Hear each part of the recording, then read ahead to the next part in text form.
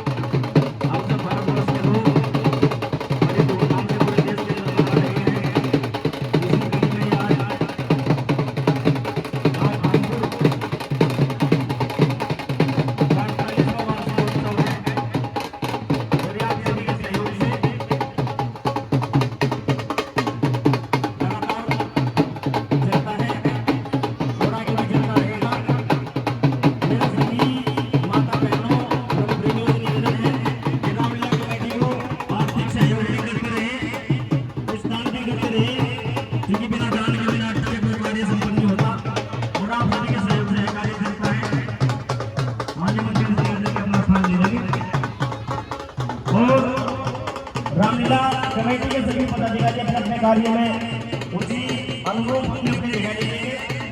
और फिर मैं एक बार निवेदन करता हूँ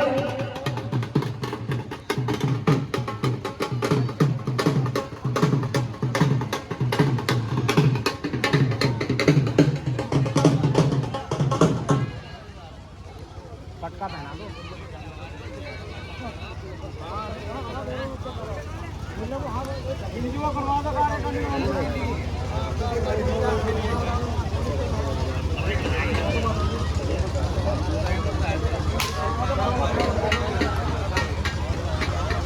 मैं रामलीला कमेटी के अध्यक्ष आदरणीय मेघनाथ जी से निवेदन कि वो अपने जो आज के अतिथि हैं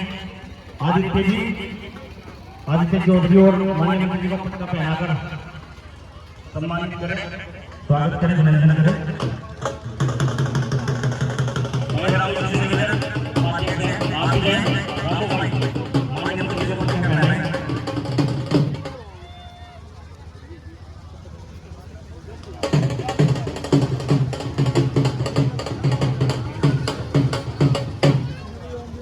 भाई हमारे जो हमारे भाई भूंगा है, भूले भाई प्रधान जी प्रधान रहे हैं।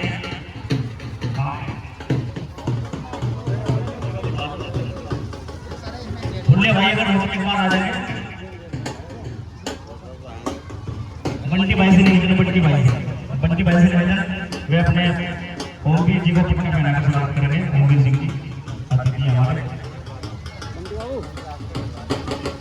और एक बार मैं रामलीला के मंचन में थोड़ा आगे बढ़ाता हूँ, उसके बाद फिर कमेटी का सम्मान जरूर से समय पर होगा, क्योंकि मौसम भी खराब है और ये कार्यक्रम भी आगे बढ़ाना है। मेरा पदाधिकारी का निवेदन, भाई अमित जी, दीपक भाई और दोनों भाई अपनी अपनी व्यवस्था में लगे बने सभी लोग।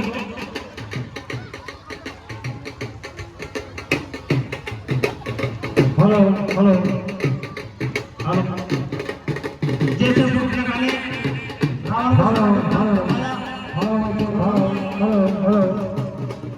रावण धावा बोलने के लिए बोलते हैं, परंतु उनके सलाहकार उन्हें सलाह देते हैं कि जब उन्होंने हमारी बहन का अपमान किया है तो अपमान का बदला अपमान से लिया जाए। और रावण तुरंत समझ जाते हैं और वे अपने मामा मारीच के पास जाते हैं, उन्हें समझाते हैं और उन्हें बताते हैं मामा मारीच पहले से ही भगवान श्री राम के प्रभाव को जानते हैं और उन्हें समझाते हैं कि वो साक्षात हरि हैं और वो राक्षसों का विनाश करने के लिए आए हैं। परंतु रावण मारीच को अपने प्रभाव में लेते हुए कहते हैं कि अगर तू सीधी तरह नहीं जाएगा तो मैं तुझे तलवार से हम लोग इस पर मारीच समझता है कि जब मुझे मन नहीं है तो मैं इस के आदेश से मरने से बेहतर मैं भगवान श्री राम के आदेश क्यों ना मारा जाऊं। और इस पर मारीच सोने का हिरण बनकर पंचवटी की तरफ आते हैं।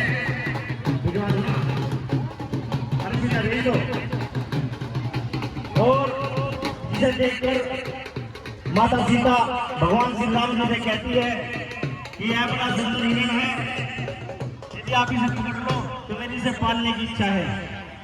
भगवान श्री राम लक्ष्मण जी को समझाकर जाते हैं कि राक्षसों का राज है, आप सावधान रहना, मैं बहुत जल्दी इसे पकड़ कर लाता हूँ। भगवान श्री राम हिरण के पीछे वनों में निकल जाते हैं। तभी राजा रावण एक बड़ी आवाज बनाते हैं कि हाय लक्ष्मण मेरे प्राण बचाओ, जल्दी आओ मेरे प्राण बचाओ। इस पर माता सीता घबराती है और लक्ष्मण से कहती है कि भाई तो मुझे उससे बताया है। लक्ष्मण जी अनेक प्रकार से जाते हैं परंतु माता सीता जी पकड़ती है और ऊपर नाम शराब आरोप भी लगाती है कि मैं तेरी चार जन्म तेरे मन में कपट आ गया। लक्ष्मण हाथ जोड़कर निवेदन करते हैं कि हे माता, आज प्रथम बार मैं भाई क्या क्या तोड़ता हूँ और आपकी आज्ञा से चढ़ाता हूँ, परंतु माता इतना निवेदन मेरा रहेगा कि मिटाई जा नहीं सकती कर्मगत की कभी रेखा, टली है आज तक किससे पड़ी जो भाग्य की रेखा। हे माता खींचता है आज यह लक्ष्मण की रेखा, वही जलकर भस्म होगा जलाएगा मेरी रेखा। और यह कहकर रेखा खींचकर लक्ष्मण जी राम जी खोजने निकल जाते हैं। उधर लंकापति राजा रावण एक ब्राह्मण का भेष बनाकर, साधु का भेष बनाकर बड़ी बड़ी पर पहुंचते हैं और जाकर के अलग निरंजन किनारे के साथ जगाते हैं। माता सीता थाली दे दो, थाली। माता सीता भिक्षा के रूप में लेकर आती है, यदि लीजिए महात्मन भिक्षा लीजिए। इस पर राजा रावण कहते हैं कि सुंदरी मैं बदली भिक्षा नहीं लेता, देना है तो इस जगह से बाहर आओ।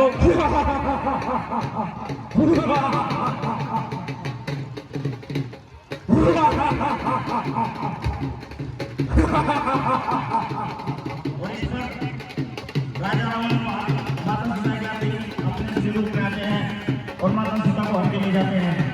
जहाँ रास्ते में एक जटायु महाराज जब माता सीता विलाप करती हुई जा रही है, रोटी बिलकती हुई जा रही है, अपने श्रृंगार को, मुकुट को, चूड़ी, कंगन, कुंडल सब उतार के फेंक रही है और विलाप करती हुई जा रही है, तो एक जटायु महाराज रास्ते में आते हैं।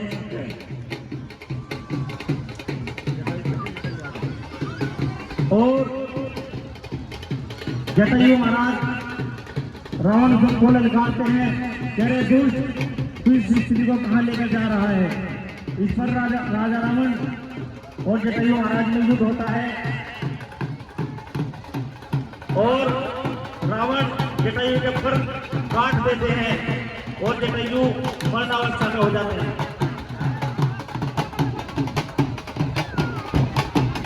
और रावण अपने विमान में लेकर माता सीता को लंका की ओर जाते हैं और लंका में ले जाकर जहाँ बहुत ही सुंदर रावण के राज्य में लंका में अशोक वाटिका नामक स्थान है, वहां ले जाकर माता सीता को स्थापित कर देते हैं, बैठा देते हैं और उनकी सहयोग में अपने राज्य की बड़े बड़े राक्षसों और राक्षसियों को वहां पर उनके रक्षा के रूप में बैठा देते हैं।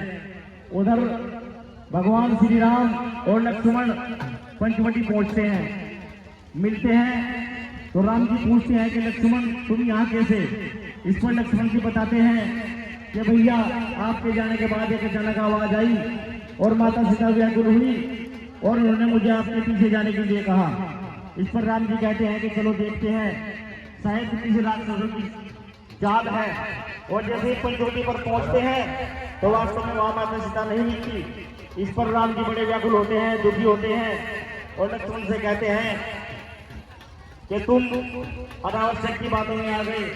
और लक्ष्मण जी जब बताते हैं कि माता ने आपके जाने के बाद मुझ पर गंभीर आरोप लगाए और उन आरोपों को मैं झेल नहीं पाया, इसलिए आपकी आज्ञा को तोड़ी और मैं माता सीता के आदेश का पालन करते हुए आपके पीछे आया। राम जी बड़े व्याकुल होते हैं, रोते बिलखते हुए कि चलो कहीं खोजते हैं और माता सीता की खोज में निकल जाते हैं। 20 रुपए श्री तेजपाल जी की धर्मपत्नी किशन देवी श्री रामचंद्र के चरण पर अर्पित कर रहे हैं। इनका बार बार धन्यवाद। आर्थिक सहयोग करते रहे, सभी से निवेदन है, आपके सहयोग के बिना यह कार्य संभव नहीं है। ज्यादा से ज्यादा सहयोग करें अपनी रामलीला का। और उधर भगवान श्री राम लक्ष्मण जी के साथ घूमते हुए पहुंचते हैं तो महाराज जटायु महाराज जो हाय राम पुकार रहे थे, राम जी के पास जाते हैं और पूछते हैं कि आपने हाल किसने किया। इस पर जटायु महाराज राम जी को सारा वृत्तांत बताते हैं और अपने किस्सा सुनाते हैं कि लंका का राजा रावण जाने किसी को घर में ले गए हैं, तो उन्होंने मेरे पंख काट डाले। अब आप मुझे मुक्ति दीजिए और यहाँ से कुछ ही दूर चलकर किष्किंधा पर्वत है जहाँ पर बाली का छोटा भाई सुग्रीव हनुमान जी के साथ रहता है और वह बाली के पीछे रहता है। आप उनके पास जाओ, आपको उनसे बहुत सहायता मिलेगी और वे माता सीता को खोजने में आपकी सहायता करेंगे। इस पर जटायु महाराज अपना प्राण त्याग देते हैं और राम जी लक्ष्मण जी से कहते हैं कि हे भाई जटायु महाराज हमारे पिता दुर्गे हैं और इन्होंने एक पिता का घर निभाया है, तो हमें एक बेटा होने के नाते अपने पिता की तरह ही अंतिम संस्कार करना चाहिए। और जटायु महाराज का अंतिम संस्कार कर भगवान श्री राम लक्ष्मण जी के साथ किष्किंधा पर्वत की ओर चल पड़ते हैं। 1100 रुपए श्री मुकेश कुमार जी, 1100 रुपए श्री मुकेश कुमार जी, सूत्र श्री राजा सिंह, रामलीला कमेटी में करते रहे हैं। बार-बार भगवान श्री राम लक्ष्मण जी के साथ जैसे घूमते हुए किष्किंधा की ओर जाते हैं तो महाराज सुग्रीव बाली के भय से सताया हुआ सुग्रीव हनुमान जी से कहते हैं कि हनुमान महामंत्री सुनो दिवाकर कान। और हनुमान जी से कहते हैं कि आप कोई वेश बदल कर जाओ, मुझे लगता है बाली के भेजे हुए मुझे मारने का षड्यंत्र किए हुए हाथों में धनुष और बाण लेकर वेश उड़ा रहे हैं। तो हनुमान जी अपना वेश बदल कर जाते हैं और रास्ते में हनुमान जी भगवान श्री राम जी से भेंट करते हैं।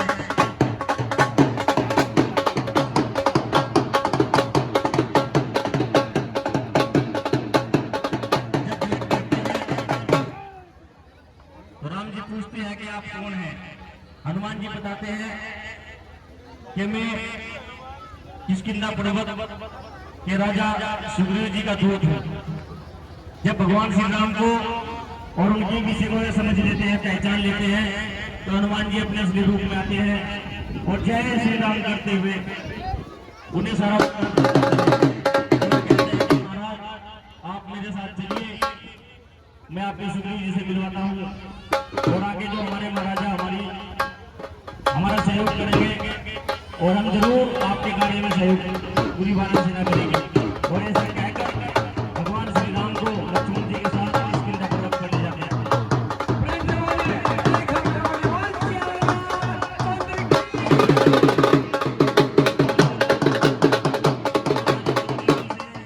भगवान श्री राम की जब भेंट होती है, हनुमान जी उन्हें सारा विषय बताते हैं कि आप अयोध्या के राजा दशरथ के पुत्र हैं, आपका नाम भगवान श्री राम और आपके छोटे भाई लक्ष्मण जी हैं, और लंका का राजा रावण इनकी धर्मपत्नी जी को हर में ले गया है।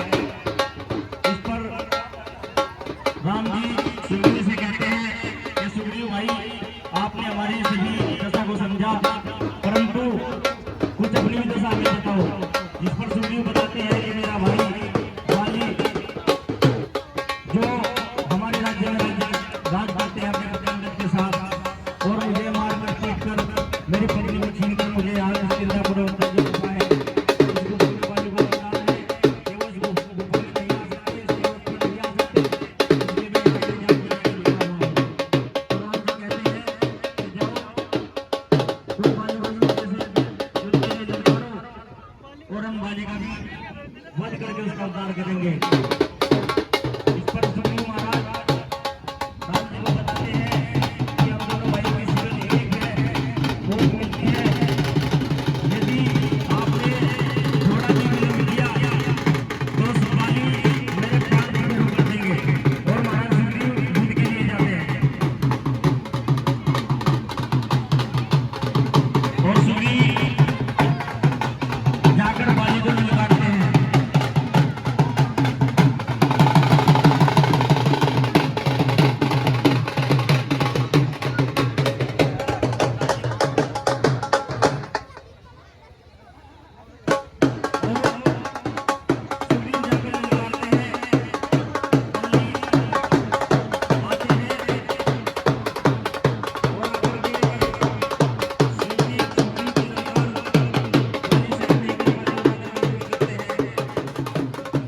भगवान श्री राम दोनों भाइयों की शिकल देखकर अचंभित होते हैं और सुग्रीव को पहचानने में असमर्थ होते हैं। इस पर सुग्रीव किसी तरह से जान बचाकर और वहां से बाहर निकलते हैं और जाकर के भगवान श्री राम के से निवेदन करते हैं कि महाराज मैंने उसकी जान बचा है। राम जी कहते हैं कि भाई, आप दोनों भाइयों की शिकल मिलती है, मैं पहचान नहीं पाया, इसलिए मैं अपनी माला आपको देता हूँ। इस बार आप मेरी माला पहनकर जाओ, हम उससे बाली का वध करेंगे। तुम्हारा सुग्रीव कहते हैं कि हे भगवान, यदि आप मेरे संग हो जाएंगे। इस पर राम जी कहते हैं कि आप मेरे पैर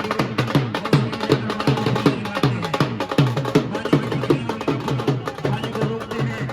हमें लगता है सुग्रीव किसी षड्यंत्र के तहत यहाँ आ रहा है और आपके हाथों मार खाकर बार-बार कराता है तो कोई योजना है। परंतु बाली क्रोधित होकर कहते हैं कि इस दुष्ट को इस बार मैं उससे मार डालूंगा। और आकर के दोनों भाइयों में बड़ा भयानक होता है।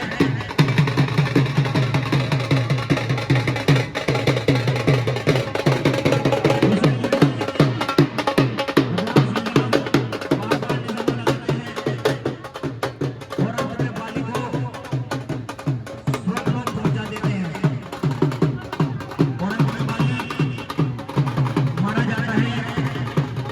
जैसे ही खबर इंद्र को लगती है तो इंद्र भी वहां पहुंच जाते हैं। और जब भगवान श्री राम सामने आते हैं तो बाली पूछते हैं कि आपने धोखे से वध क्यों किया? आप तो राम हैं, आप तो नीति को मानने वाले हैं। लेकिन राम जी उन्हें उपदेश देकर, ज्ञान देकर समझाते हैं कि भाई जो आया है उसका जाना भी निश्चित है, मेरी मजबूरी थी। और अन्य तरह से समझाकर बाली का अंतिम संस्कार कराते हैं। बाली जाते हुए अपने पुत्र अंगद का हाथ भगवान श्री राम के हाथों में देते हैं कि आज के बाद अंगद को अपने शरण में रखना, अपना सेवक समझकर अपने पुत्र के समान इनका लालन पालन करना और इन्हें अपने पास रखना। ऐसा कहकर भगवान तथास्तु कहकर बाली को उसका अंतिम क्रियाक्रम कर वापस राज्य में जाते हैं और वहां जाकर महाराजा सुग्रीव को किष्किंधा का राज्याभिषेक कर राजा घोषित कर देते हैं और अंगद को किष्किंधा का युवराज। इस पर कुछ दिन बीतने के बाद जब सुग्रीव महाराज अपने राज्य में व्यस्त हो जाते हैं तो लक्ष्मण जी बड़ा क्रोधित होते हैं और कहते हैं कि सुग्रीव जी की हमने सहायता की, परंतु सुग्रीव जी 20 रुपए इंदु रानी श्री महिपाल जी की भेंटी परिवार से श्री रामचंद्र जी के चरणों पर अर्पित कर रहे हैं। इनका बार बार धन्यवाद। सहयोग करते रहे, आर्थिक सहयोग सभी से निवेदन, माताओं बहनों से, धर्म प्रेमियों से, ये रामलीला आपके सहयोग से चलेगी, ज्यादा से ज्यादा सहयोग करते रहे। और भगवान श्री राम लक्ष्मण जी को समझाते हैं कि लक्ष्मण भाई क्रोध ना करो, सुग्रीव जी को हमारा वैसे भी याद है। और सुग्रीव जी गलती मानते हुए कहते हैं कि हे भगवान, वास्तव में मैं राज्य में मोहित हो गया था और मैं श्री जो हमारा कार्य है हम उसको भूल गए थे। आप आदेश करें। सुग्रीव की पूरी सेना माता सीता की खोज करने के लिए तैयार है और सुग्रीव पूरी सेना को अलग अलग दल बनाकर पूरे वनवास में वन क्षेत्र में लंका की ओर भेजते हैं और जामवंत जी और हनुमान जी, अंगद जी सबको भेज देते हैं। 10 रुपए आयुष कुमार सुपुत्र श्री नरेंद्र जी श्री रामचंद्र जी के चरणों में दान दे रहे हैं। कमाई जी की ओर से इनका बार बार धन्यवाद। और सुग्रीव जी सभी सेनाओं को अलग अलग क्षेत्रों में अलग अलग दल बनाकर भेजते हैं। और हनुमान जी जामवंत जी और